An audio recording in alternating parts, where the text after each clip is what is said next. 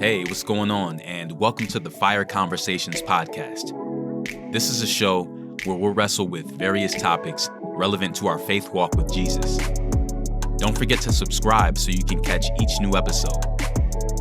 In these conversations, we'll discuss who we are in Christ and how to live a victorious Christian life according to the Word of God and the power of the Holy Spirit. FIRE is an acronym that means faith and yielding action.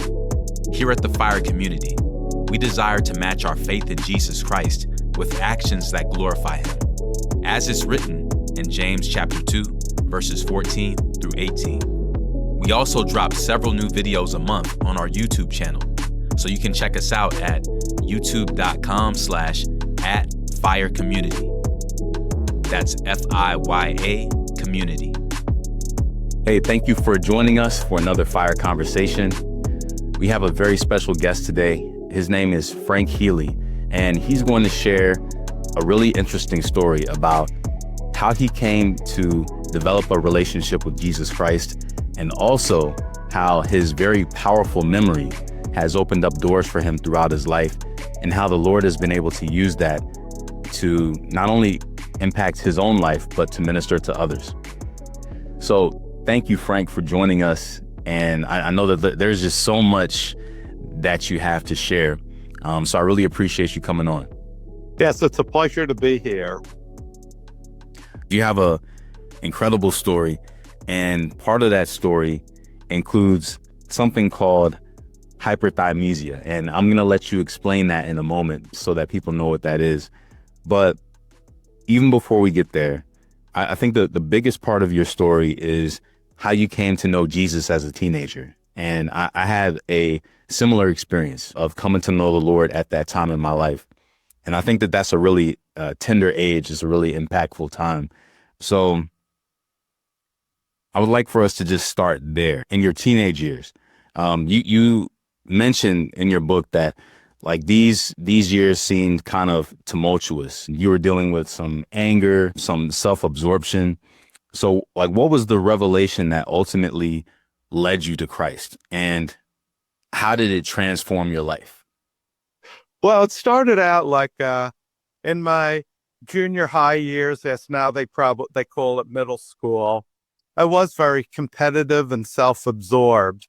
I always had to get the best grades, and any activity I did, like the school play and the newspaper, I had to be the best at. And I avoided sports because I wasn't so good at that. And but I felt like that was the only way that I could gain any respect or have a sense of identity as someone who's good at a lot of things.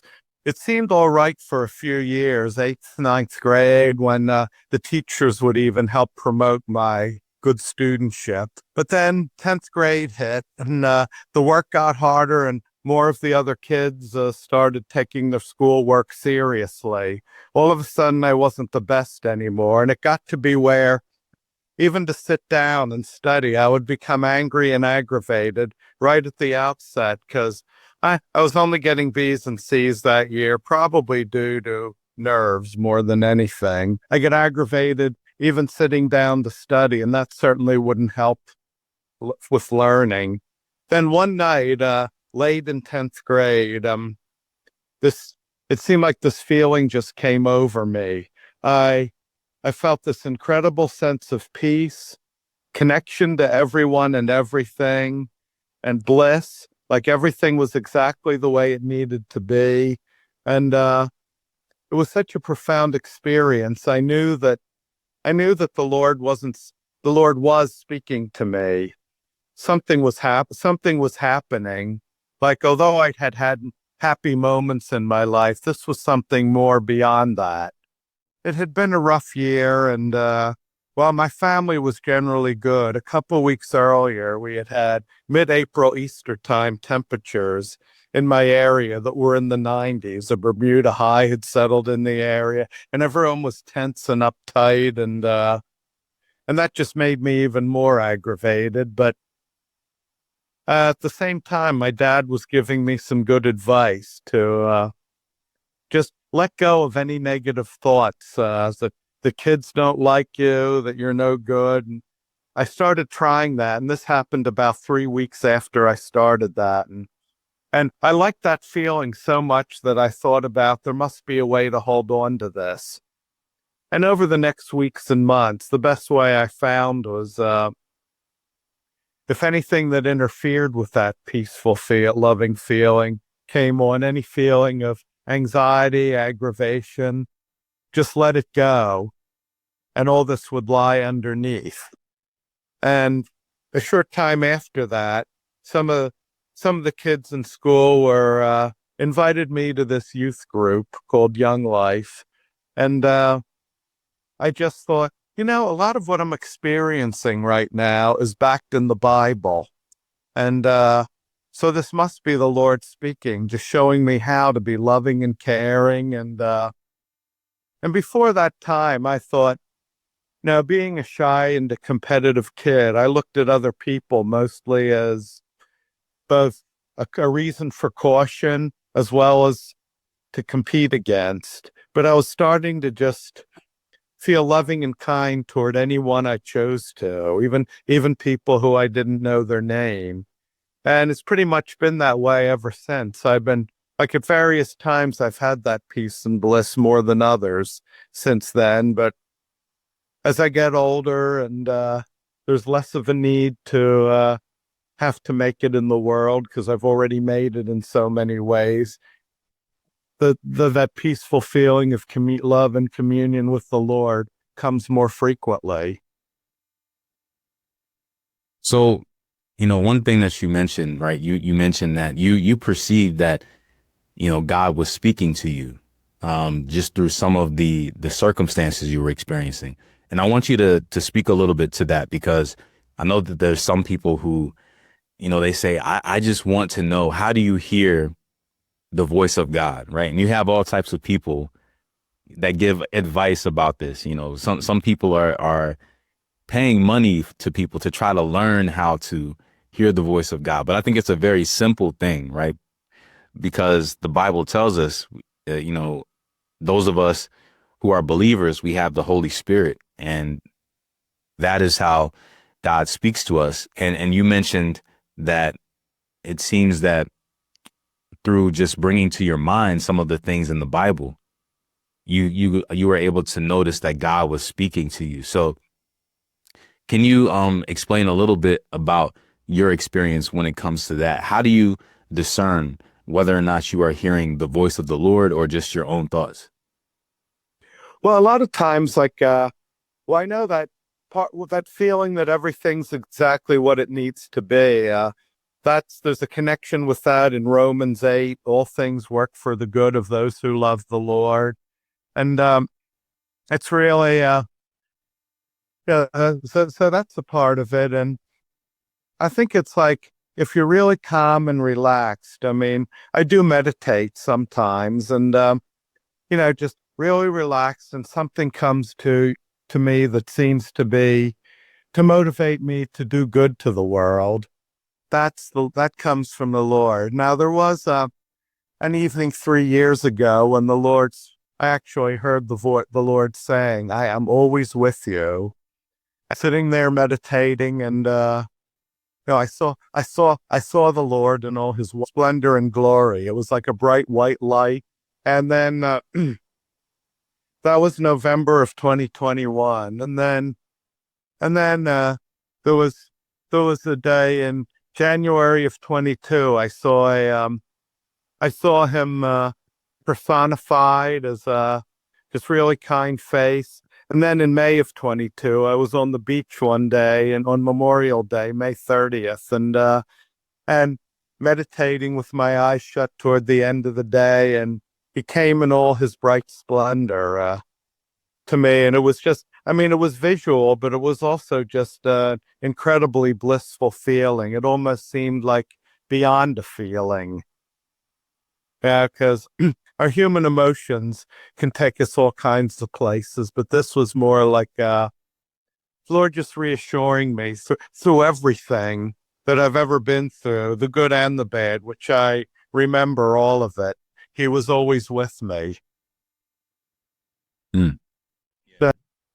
I think anything that motivates me to do good, and for any of you out there listening, anytime you hear a voice or you just get a blissful feeling when you're in a meditative state and, haven't ingested any illicit substances. I think that does come from God. It's maybe not as hard to do as you might think, because in our society today, we tend to make things complicated, but often meditating and listening for the Lord can actually be simple. Yeah. That's really important, I think, and encouraging for a lot of people, especially when people are going through difficult times and they're asking the question, where is God in what I'm going through right now? And often people say, well, I just need a word from God. I need to hear from him, but he is speaking all the time, right? We just have to, open our ears to listen. Stand at the door and knock, another Bible verse that I quote in my book, The Enlightened Teen. He's always waiting for you to listen to him, to talk to him in prayer, to listen to him in meditation. I mean, it can be everything from, what your next move is going to be on that day, to a bigger thing, like a move to go to college, switch jobs, move somewhere, marry someone. Now, for the things that we call big and little, the Lord's there, both for the big and the little things, but they're all big to him.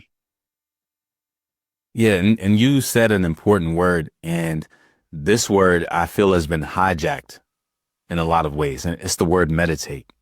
Some people hear that word and they get freaked out, because even though the Bible definitely says meditate, meditate on his word day and night, it is a biblical word, but many people hear that word and they associate it with other like new age philosophies and things like that, other than what the Bible describes. So how do you interpret the word meditation, and how do you think Christians can apply that in their lives?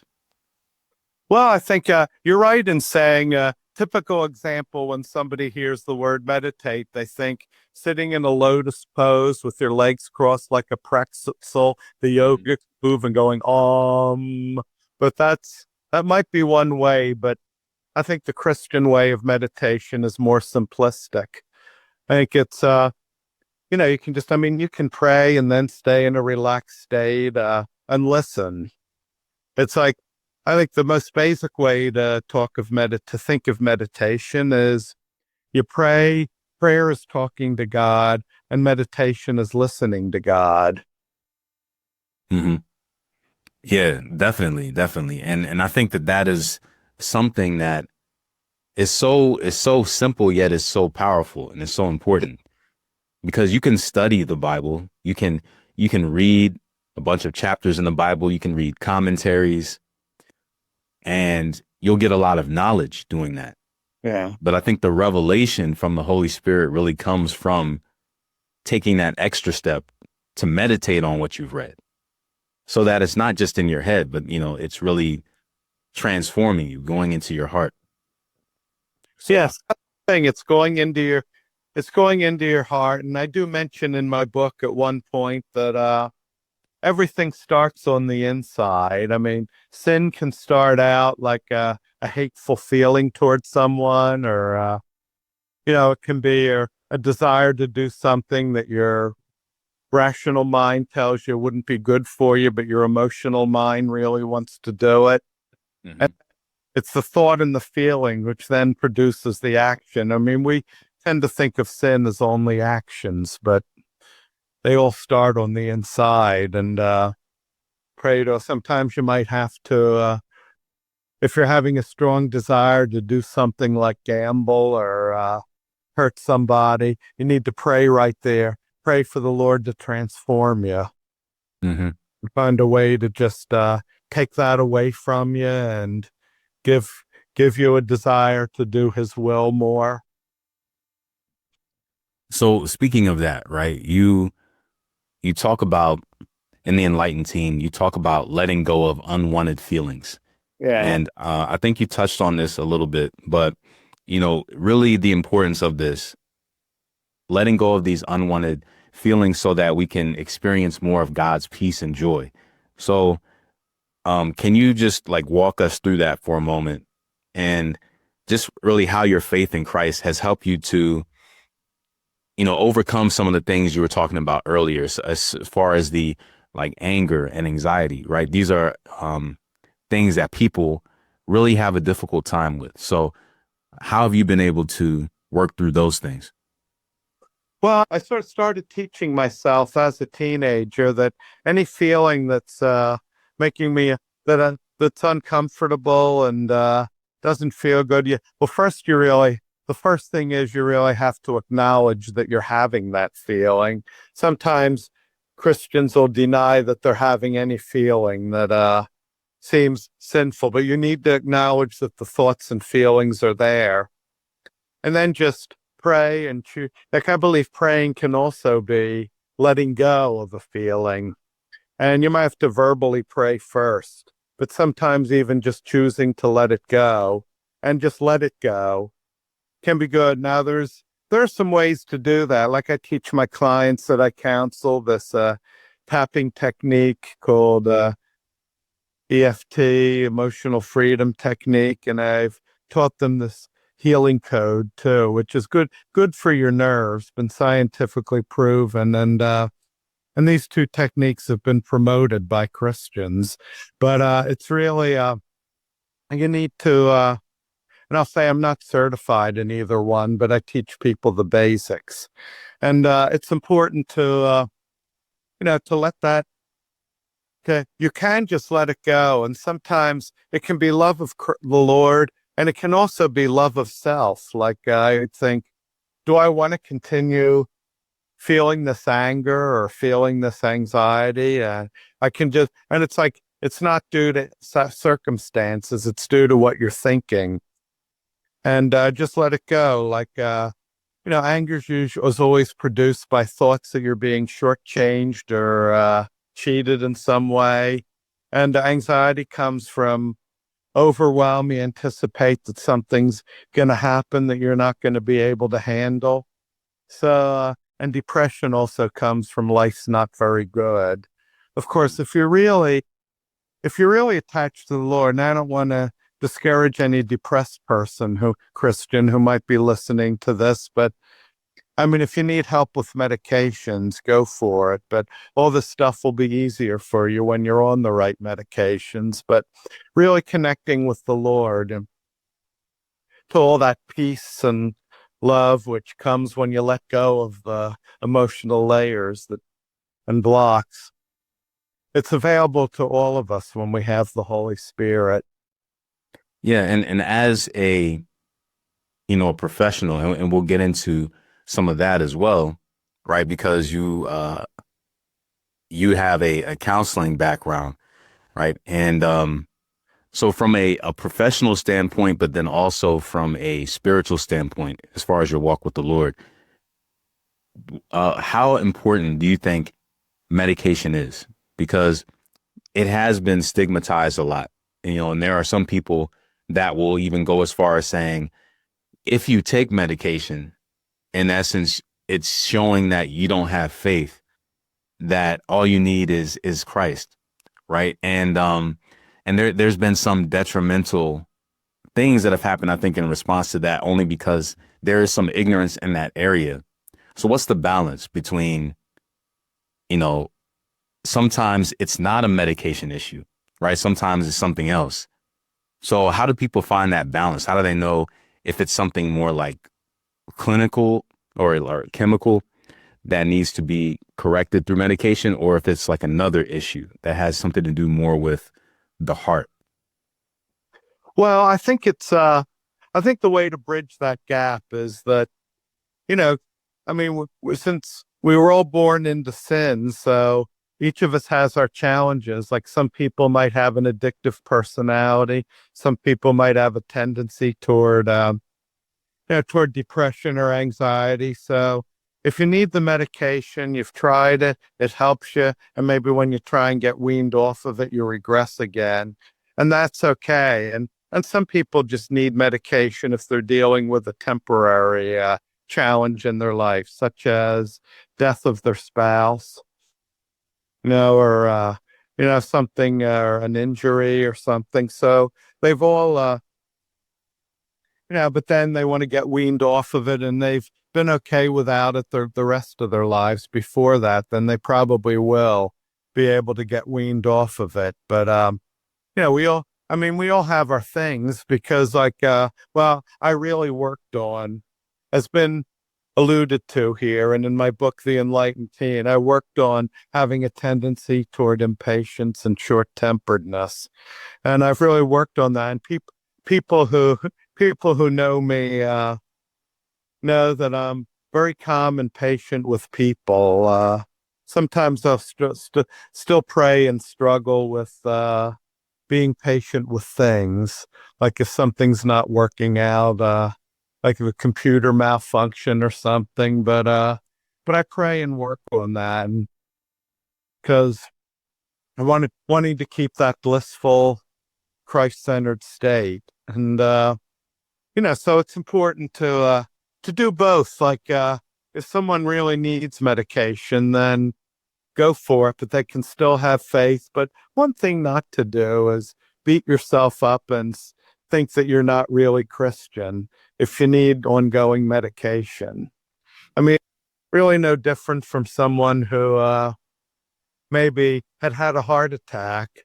They wouldn't hesitate to carry nitroglycerin around if they need it in emergency. They get chest pains. So why, or any kind of physical issue? And I know even in biblical times, people believe that if you had, like even the lepers that Jesus cured and different people, that they must have sinned, or their parents or ancestors must have sinned. But there's no room for that in Christendom. I mean, Christ even said, even Lazarus's death was meant to glorify God, and even the people he cured. So, you don't think of yourself as worse than other people or more sinful if you have either mental or emotional or physical issue.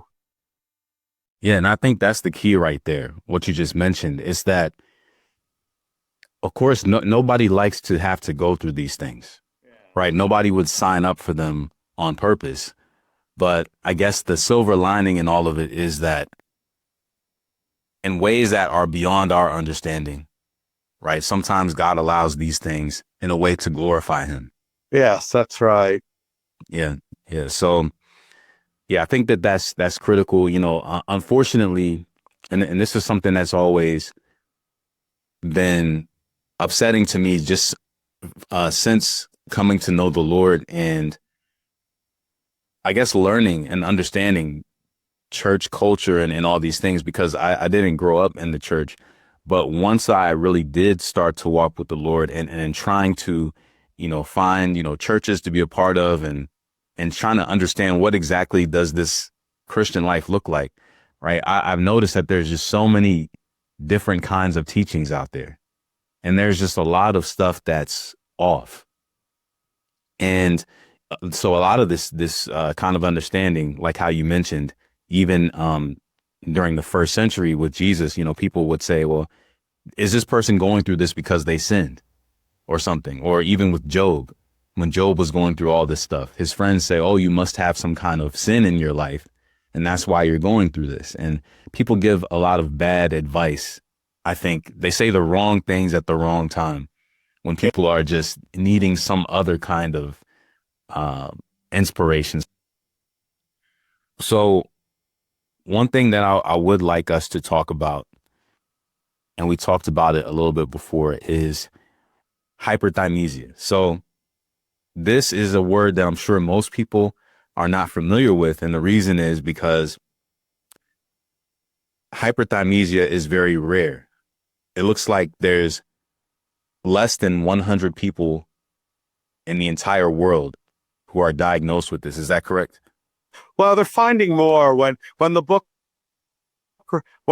book came out 4 years ago, The Enlightened Teen, the University of California had studied about 80 of us, It's since gone above 100 in other countries, but it's still very rare. And what the condition is it's, well, the popular name, which me being a writer I don't like the grammatically incorrect use of this, but it's called highly superior autobiographical memory. I prefer to just call it superior autobiographical memory. And what it is, me and myself and these other people who've been studied in universities as subjects, we remember every day of our lives from a certain time onward. And for many of them, it was early teen years. But I remember every day. Well, not to brag, and I know sometimes I have struggled with the pride because I'm so good at this, but the Lord has helped me with that too. I mean, I remember every day of my life since I was almost 6 years old, since Monday, February 28th, 1966. So almost 59 years of daily memories. And what that includes is the day of the week that any date fell on or will fall on in the future, but as well as with past dates, what personal events, what I was doing, as well as feelings and emotions, and news events, the weather where I was. So it all just sticks. And when people first hear about that, maybe some of you listening might be thinking, hey, that's so cool. You remember all the fun you had. You remember every detail of stuff. But the challenge with it was remembering all the bad days in a lot of detail too, like social slights, romantic breakups before I met my wife, and bad days at jobs sometimes. And so I had to learn. I became interested in the Lord led me to study psychology because I wanted to learn how to let go of the feelings from the bad memories, but keep the feelings from the good memories. And so and now I help other people with that. And my self-help trilogy, Heal Your Memories, Change Your Life. I interviewed people who overcame a lot and are now thriving, such things as bullying, injuries that sidelined their careers, and just a lot of different things. And I also sort of meditative and visualization exercises to help you overcome the feelings from bad memories, free you from them. And so that's how it started. I'll say as another note to that, for so many years, I actually questioned whether I was really following God's plan for me, because being good with thinking, should I have become an accountant or economist or something with numbers and all because of remembering the dates? But when the University of California contacted me, I realized that my memory has more to do with autobiographical and personal events than it does being good with numbers. So there's variations of it. Is that what you're saying? Like there's others who also have the same condition, but theirs is focused more on like that, like on numbers and other areas. Well, the ones that have studied with this are, there are people who have good photographic memory for numbers and things, but ours is more, autobiographical memory. Remembering events and what date they all happened on. So for people who are saying like, okay, that sounds like you just have a good memory. But so what's the difference between saying, oh yeah, this person just has a good memory and what you're talking about, like as far as you said, like highly superior autobiographical, like how much more do you remember? Because there are some people who can say, oh, I remember what was going on September 11th, 2001, because it was such an important day, right? So yeah, I remember what happened on that day, or I remember what happened on this day. So what's the difference between someone just saying like, yeah, I remember that versus what you're saying, which seems like it's taking it to another level? Well, I think part of what that is, to me, every day of my life is as vivid as for the average person, 9/11 was, or maybe their wedding date or a graduation day, or every day is vivid, with the memories, even days where not much out of the ordinary happened. So every day feels like a big, like life-changing event Yeah. almost. So can you so for instance, sometimes they have a hard time remembering like what they ate for breakfast the day before or something like that, just because it's like, you know, they're just going through life. They're not really focused on it. So when it comes to things like that, do you also have a great memory with that? Like, could you say, let's just say, oh, 4 weeks ago on a Monday, this is what I ate for lunch or something? Like, does that also work in terms of that? Well, yes, it works in terms of that. What I had for meals and where I ate and what I ordered on different dates. So it works for that too. Now, don't remember what I wore every single day of my life with significant dates, but I'd say I remember at least one significant event from any date. Because I think one of the incredible things about this, and I don't know, because since you have, I'm sure, met others right through this study, Yeah. that also have this, so maybe you have more insight into this. But since there's such a small number of people in the world with this, I can only imagine that it's also going to be a small percentage of those who also can say, in addition to that, who also have a relationship with the Lord. So it seems that God has put you in this kind of unique position to not only be one of the ones to have this, but also one of the ones who has this and also has that relationship with Christ.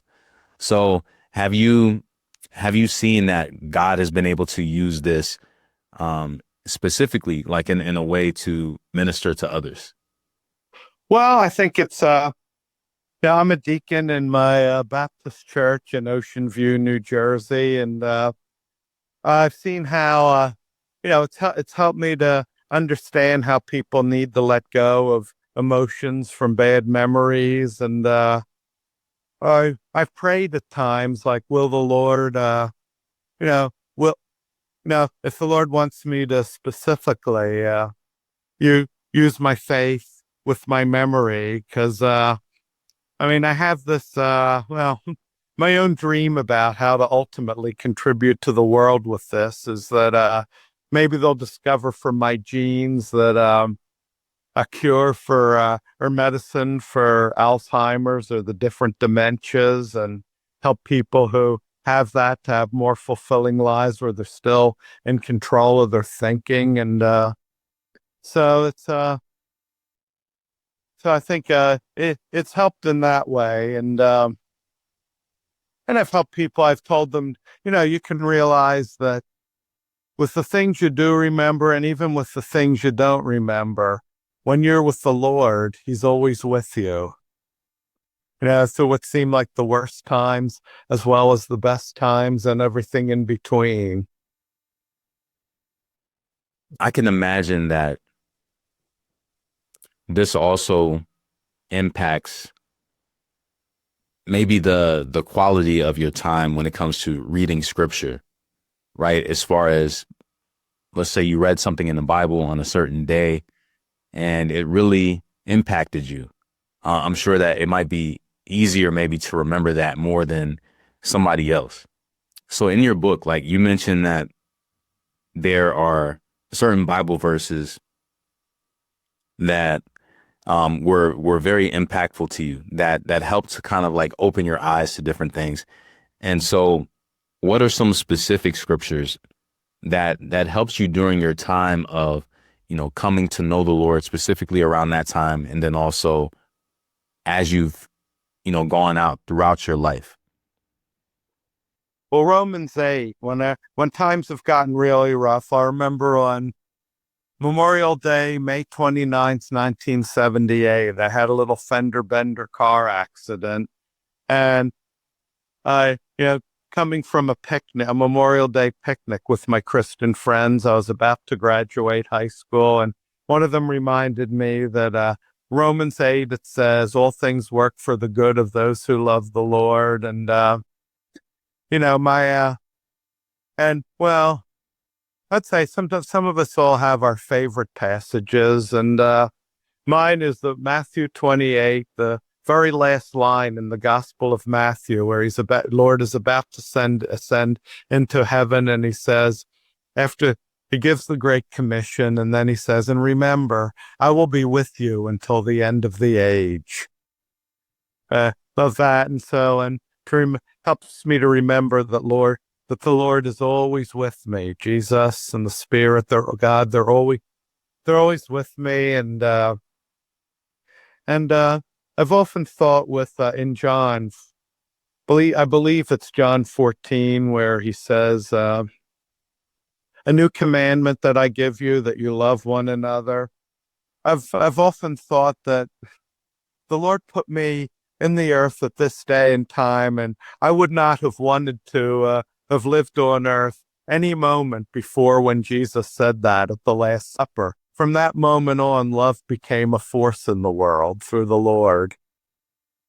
And so, I mentioned many others in the book that related to my experiences of coming to the Lord.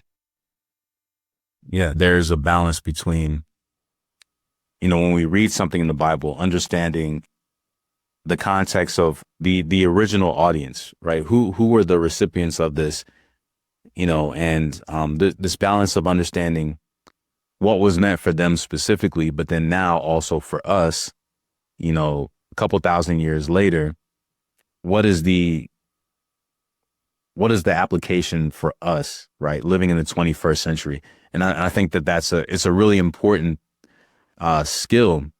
So I think something that the Lord wants to teach all of us is to understand that, right? Understand how it applies to us now, but then also understanding that it may have had a certain significance for the original recipients as well. So I want to ask you about one other thing in your book, and then I want to go into some of your counseling experience. But so in your book, you talk about interferences, right? And so you basically describe how Christian living becomes natural when you let go of interferences. What do you mean by interferences? Like, what does that mean? Well, it's like I kind of first discovered all this when I made up my mind to let go. I wanted that blissful feeling of communion with the Lord and connection to everything and unconditional love for everyone and everything.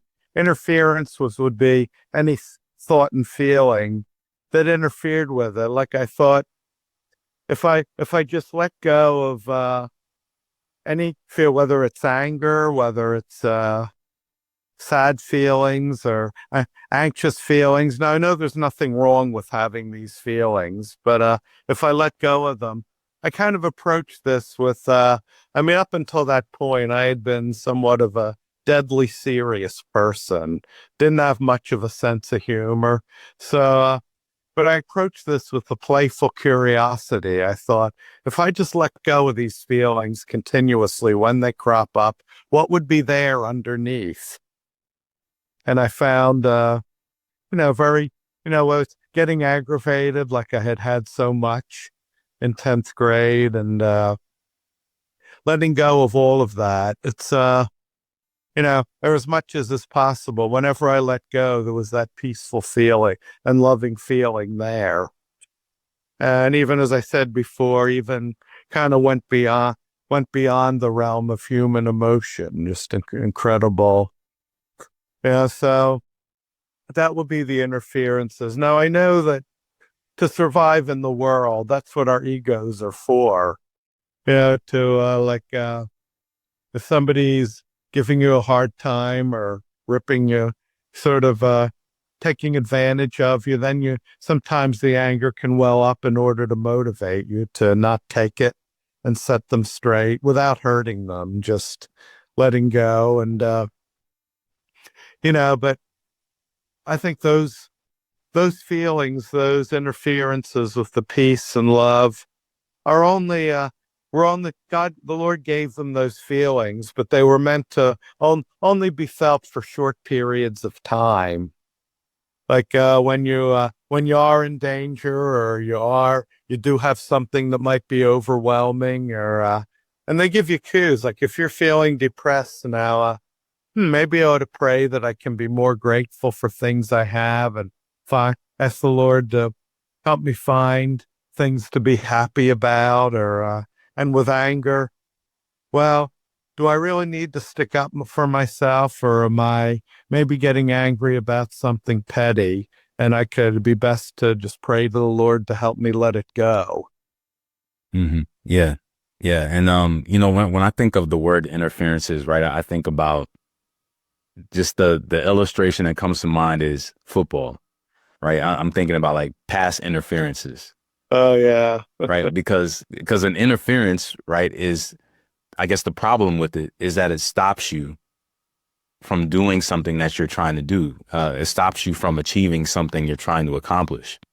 Right. And that's the whole thing. But at least in football, right, there's a penalty for that. Yeah. Right. So so it just makes me think that also there are things that do happen that can be distracting, that can be difficult for us. But there's also, I think sometimes God uses these things in order to also kind of position us or benefit us in some other way. And that goes back to, I think, what you're mentioning in Romans 8:28, right? How there's sometimes things, even though we don't understand it at the time, but these things really do work together, for those who love the Lord. So, yeah, so that's really, really interesting. Yeah. Yeah, like when I think of past relationships that didn't result in marriage.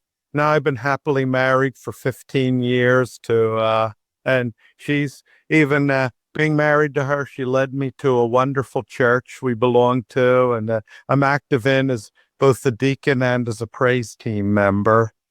So, and I'm in charge of the nominating committee, making sure all the offices and positions are filled for the new year. So it just increased my faith, that too, some of these other ones, I could see why it couldn't have worked out. And the Lord, maybe I was meant to be with them for a time, but not for the rest of my life. And sometimes when you lose a job, the Lord provides something better for you. Yeah, and I think that perspective is so important, because if you focus too much on whatever you lost, then you're not able to focus on whatever else. Maybe God is allowing this so you can pivot, right? So like you said, if some of those relationships you had before that, maybe at the time it was painful to end those relationships because you thought it was going to lead somewhere else, and it didn't. But if it didn't, right, then you wouldn't have this relationship you have now with your wife. But of course, you can't see all of that, when you're going through those things, right? You only get it kind of hindsight.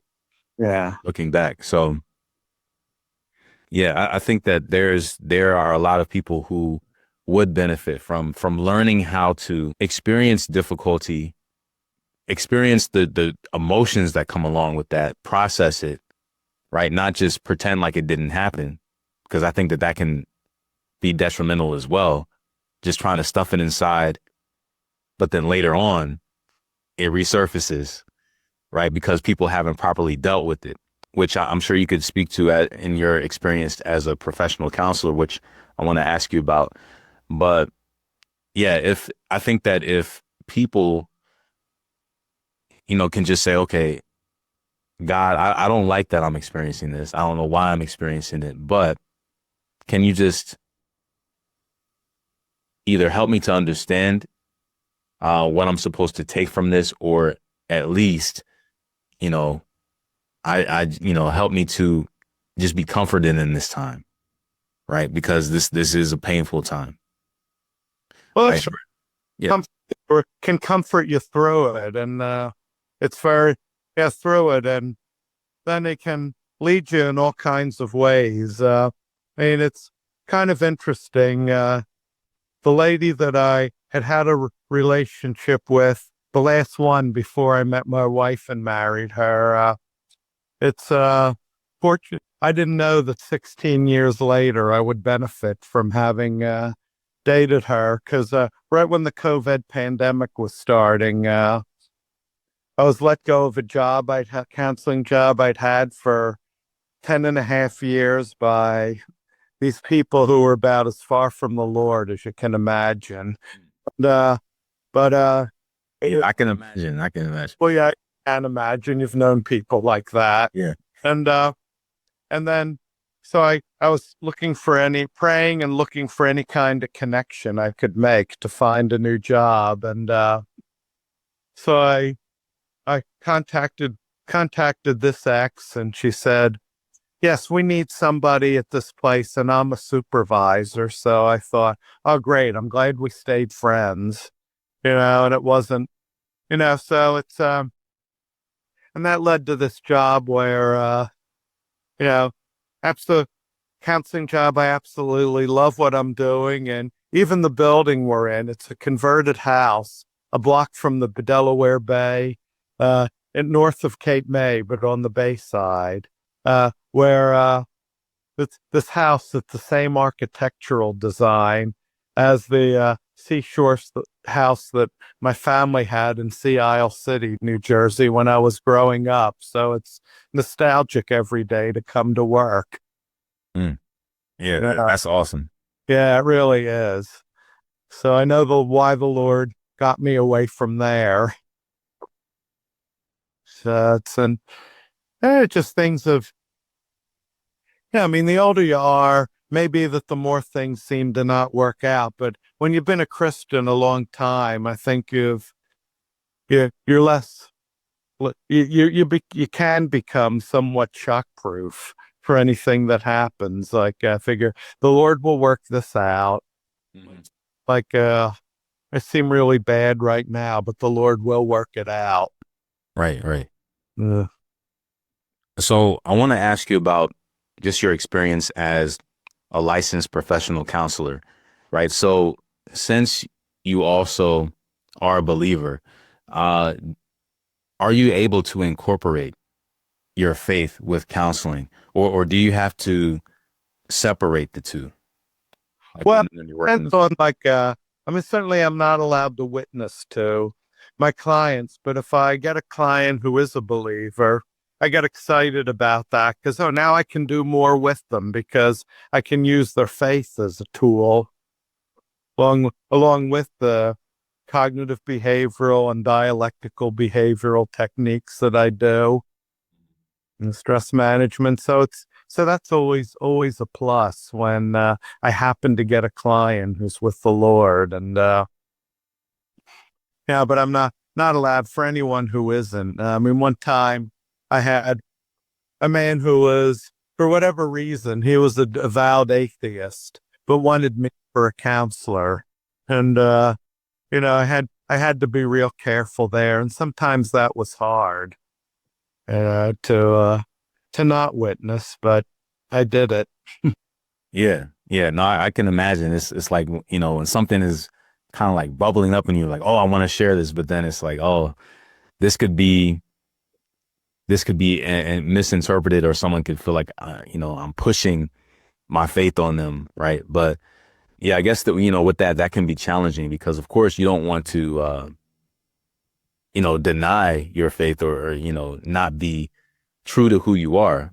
Right. But at the same time, you have regulations and things you have to abide by. So that's cool that you've been able to, work in that space and be able to do both, I guess, whenever it's appropriate to do it. Yeah. That's it. So that's how I've resolved that. And I actually get asked that a lot by people in my church. How do you handle that? And I pretty much give the same answer I just gave you. Mm-hmm. Sometimes I think about whether or not it's worth it to go the route of having state licensure, which may kind of censor what I'm able to say, versus maybe going through another route, such as like a Christian counseling route, which is, it's different in terms of what you're able to say and everything, but there's also other dynamics to that too, right? It's like there's pros and cons on both sides, it seems.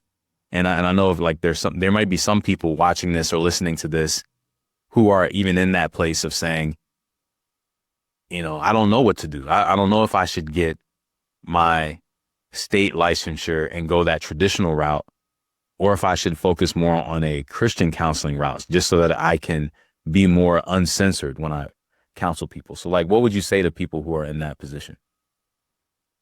Well, I would say I'd probably tell them my own experience. And then I would say, well, and I often say this to my clients, I'm not here to tell you like exactly what to do, but, I tell my own experience, and they'd see if they'd like that. And if they think it would be too hard for them to not witness to their clients, and maybe Christian counseling is the route for them. Yeah. I do think it's important that there are people like yourself who are not just Christian counselors, right? So that you can be used by God even outside of the church. I think that there's definitely a need for that. And I guess for each individual person, they have to really just maybe know exactly where God is leading them when it comes to that. So that's right. Yeah. So just to wrap things up, I know that there's people who are going to be, wanting to get more information from you, to connect with you, to, get some of the books that you mentioned, or even just to learn more about your counseling practice. So like, where can people get this information about you so that they can connect with you further? Well, I can, my website actually has changed, probably since I wrote to be part of this program. It's now Healy's Healing, www.healyshealing.com. Perfect last name for that. So, and I can also give my email address, which hasn't changed in 24 years because it would be too much changing around of stuff to, so it's HEALYS, then you repeat HEAL, then the number 1 at msn.com. Now, like Healy's Heal 1 at msn.com. And gladly I answer all emails, all private emails from people, and to order my books, a couple of them are available from my new website, which is still developing, but you could also go to just plug Frank Healy into Amazon, and all 20 plus of my books I've written will be there. Okay, awesome. So thank you so much, Frank, for having this conversation today. It was very enlightening to hear about your experience as an enlightened teen, and also how that has just really influenced the rest of your life, and just really walking with the Lord ever since. And I think that it's encouraged a lot of people. So thanks a lot for joining us today. Yes, it was a pleasure.